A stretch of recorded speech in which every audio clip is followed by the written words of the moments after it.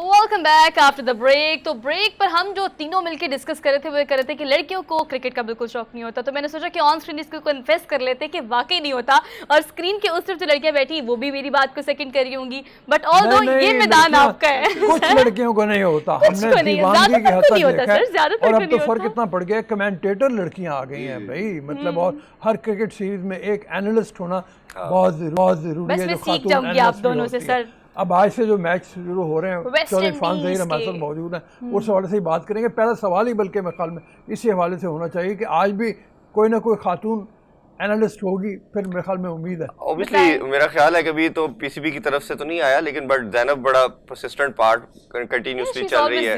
और रूज मुमताज़ हैं, वो बड़ा अच्छा इसमें रोल प्ले कर रही है लास्ट 2-3 पे। फिर जो कैप्टन थी हमारी सना मीर चल रही हैं। तो ये 3-4 लड़कियां। फिर रोहा एक लड़की है जो हमें पीएसएल में भी ड्राफ्ट में भी नजर आई, वो भी 2-4 सीरीज में हमें नजर आ रही है। तो मतलब 3-4 ऐसे नाम है जो कमेंट्री, हाँ जी, टेंडेंसी काफी ज्यादा। और फिर क्रिकेट के अंदर हमने देखा जाए तो काफी ज्यादा लड़कियां खेल भी रही हैं, जो कि पहले ऐसा नहीं था। स्कूल के हद तक भी, कॉलेज की हद तक भी। इवन मैंने लास्ट शो भी अपना जो किया है वो हॉकी के ऊपर किया, कि अनफॉर्चुनेटली क्रिकेट पे बात हो रही है, हॉकी के ऊपर कोई फेडरेशन काम नहीं कर रही, तो वो हमारी नेशनल स्पोर्ट है। तो एग्जैक्टली ऐसी बात है कि आपकी डोमिनेंस मेल की हर जगह नजर आती है, बट ये भी इतना ही इंपॉर्टेंट है कि आप उनको भी उतना ही इंपॉर्टेंट प्लेटफॉर्म प्रोवाइड करें, ताकि वो भी अपना जो भी शोकेस करना चाहे परफॉर्मेंस को, वो कर सके। अच्छा जी, आज की सीरीज जो आज से शुरू हो रही है, 2-3 सवाल उस हवाले से बड़े अहम है। एक तो यह है कि इंतहाई गर्मी में, इंतहाई से ज्यादा गर्मी में 46-47 डिग्री टेम्परेचर है जिसमें मैच होने जा रहा है, इसका कितना असर पड़ेगा खिलाड़ियों के ऊपर।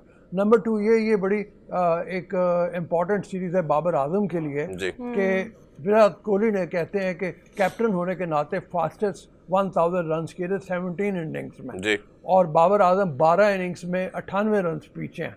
क्या वो ये रिकॉर्ड तोड़ने में कामयाब होंगे या नहीं होंगे, उस हवाले से भी मतलब उसको देखना है। लेकिन सबसे पहले इसी तरफ आ जाएं कि पाकिस्तान को एज होगा नहीं होगा, वेस्ट इंडीज़ काफ़ी कमज़ोर हुई है, इस हवाले से।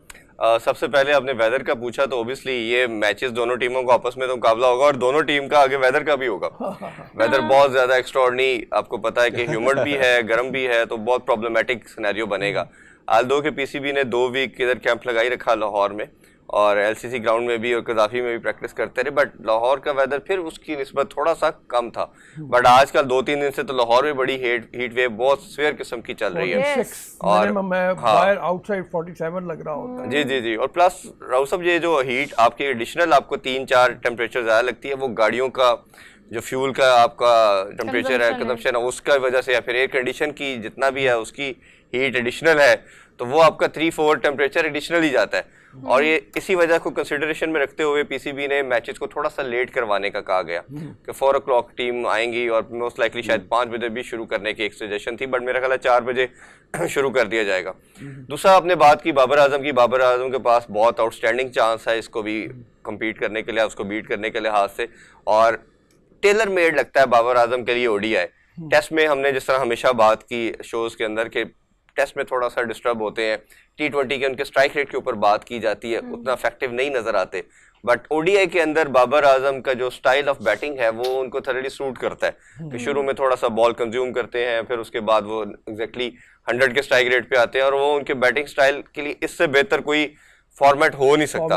और इसी वजह से वो मोस्ट कंसिस्टेंट प्लेयर भी हैं, और 2-3 साल से हमने देख रहे हैं कि नंबर 1 की पोजीशन पे भी ऑन एंड ऑफ वो रहते चले जा रहे हैं, और जिस तरह की उनकी सेंचुरीज भी अब बढ़ती चली जा रही हैं, ऑलमोस्ट 16 के करीब वो आ चुके हैं। तो मेरा ख्याल है कि बाबर आजम बड़ा इजीली ये टारगेट को मीट कर लेंगे, क्योंकि ओपोनेंट भी आपका इस दफा भी कमजोर है। और वेस्ट इंडीज की जिस तरह आपने बात की टीम की, हमेशा से हम लास्ट कोई 2 डेकेड से देख रहे हैं, इनके और बोर्ड के और प्लेयर्स के प्रॉब्लम नहीं खत्म हो रहे, फाइनेंशियल इश्यूज नहीं खत्म हो रहे। वर्ल्ड कप से पहले, किसी बड़े इवेंट के पहले वो लोग इकट्ठे हो जाते हैं, जेलिन हो जाते हैं, एक ट्राई मारते हैं, उसके अलावा वो डिफरेंट कंट्रीज में लीग खेलने के लिए चले जाते हैं, क्योंकि ओबियसली वो अपने आप को बाउंड नहीं करना चाहते इंटरनेशनल क्रिकेट के लिए, और ओबियसली फाइनेंशियल उस तरह उनको जो रिक्वायर कर रहे हैं वो नहीं मिलते बोर्ड की तरफ से, तो वो अपने आप को फिर ये बताएं, हम मौसम की बात कर रहे हैं, तो मुल्तान की अगर स्पेसिफिकली बात करें तो हम मतलब कंपैरेटिवली लाहौर या कराची के स्टेडियम की पिच बड़ी ज़बरदस्त सी है। अब वहाँ पर पिच को भी पहले ज़्यादा तैयार करना पड़ता है, इस चीज़ का कितना एज मिल सकता है और इसको किस तरह से यूटिलाइज करते हैं। 31 बरस बाद जीतने के लिए तगदो काफ़ी ज़्यादा हो गई है, तो हाउ यू लुक लाइक? देखिए मुल्तान की जो विकेट है वो शुरू से बैटिंग पैराडाइज कहा जाता है और बड़े बड़े रन स्कोर हुए हैं इधर। 14 इयर्स के बाद मैच होने जा रहे हैं इंटरनेशनल, बट हमने पीएसएल के मैचेस इधर काफी देखे हैं। तो पीएसएल में बड़ा ज्यादा रन स्कोर होते हैं और प्योर बैटिंग विकेट होती है। और मेरा नहीं ख्याल किसी तरह भी ओडीआई के अंदर आप टर्निंग स्पिन विकेट बनाएं या आप थोड़ा सा घास छोड़ें, दोनों ओडीआई के अंदर नहीं देखा जाता, ना T20 में देखा जाता है।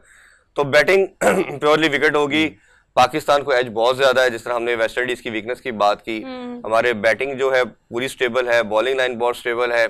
आल्दो के लास्ट ईयर हमने सिर्फ 6 ओडीआईज खेले, बट इसमें यह कि सिर्फ मुझे, अगर मैं सारे 16 प्लेयर्स को देख रहा था तो एक ही चीज मुझे लैक नजर आ रही थी, रोसा, वो मिडिल ऑर्डर का मसला जो हम 2 साल से हम कर रहे हैं T20 और ओडीआई के अंदर भी। आपने वही T20 के प्लेयर को ओडीआई में दोबारा डाला, इफ्तिखार को भी चांस दिया, खुशदिल शाह को भी चांस दिया। ऊपर वाले नंबर तो आपके पास 3-4 साल से खेलते चले आ रहे हैं, इमाम है, बाबर है, फखर है, फिर रिजवान भी अब 2 साल से हैं। बट वो चौथा या 5वां स्लॉट जो है ना, वो हमारी वीक पोजीशन है।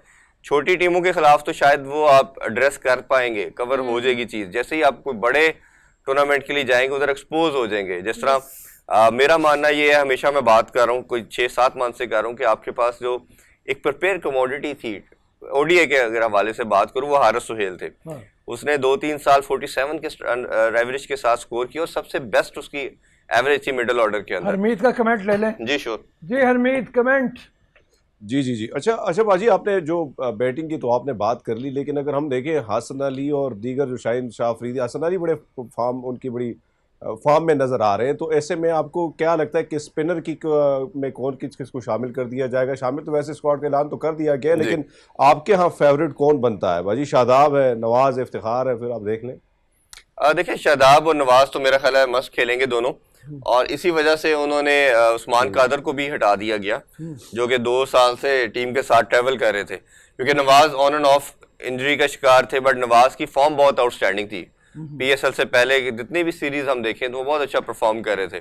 बट एक क्वेश्चन मार्क इधर आता है कि आपने 1.5 पहले इमाद वसीम को बड़ा एक इम्पोर्टेंस दी, ठीक है, आपको उसको लेके चले, और अब आपने आस्ता आस्ता उसको बिल्कुल ही पहले T20 तक किया। अब हम देख रहे हैं कि शायद मुझे T20 भी नजर उनकी जगह नहीं आ रही कि नवाज को आप प्रेफरेंस देंगे, कि दोनों एक तरह की, ये बोर्ड का विजन का मसला है कि एक दफा एक प्लेयर को कहते हैं कि हमारा फ्यूचर स्टार है, हमारा शायद नेक्स्ट कैप्टन है, बट वो फ्यूचर थोड़े 1-2 सीरीज के बाद आपको वो टीम में भी नजर नहीं आता। तो ये चीजें को देखना बड़ा जरूरी है। और शादाब जैसा वाइस कैप्टन है, शादाब तो मस्त खेलेंगे, और नवाज भी मेरा ख्याल मस्त खेलेंगे।